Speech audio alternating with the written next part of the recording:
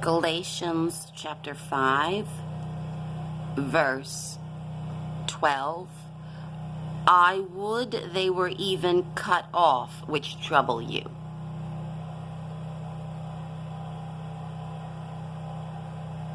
The arrangement of words is a little, I find a little odd. I would they were even cut off which trouble you. The same as saying,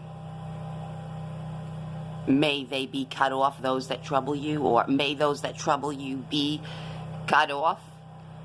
Or if I had my way, St. Paul, I'd have them cut off, all that trouble you, cut off from your land. I would they were even cut off which trouble you. So let's take the living letter of Paul to the Gauls, the Celts, and let's point to a time in Celtic history when we have some Brits and an invasion, and the Brits are coming for a land grab to steal the land that rightfully belongs to the Gauls, the Celts. And the living letter of St. Paul, which stand between the Gauls and the Brits, and say, I would they were even cut off which trouble you. That's my wish. On the rock of St. Paul, I would they were even cut off that trouble you. Wow, it's good to have St. Paul as your mediator. If you're a Gaul, if you're Celtic, and you got some trouble, there are those troubling you in your land. Maybe there's foreigners, invaders. Maybe some Brits are trying to make their land grab. Whatever the situation may be, who's troubling the Irish? Who's trying to stir up, cause some trouble for the Irish people? Well, the spirit of St. Paul rises up as a mediator between the Gauls and whoever thinks they're going to cause some trouble, or they're going to vex the Gauls.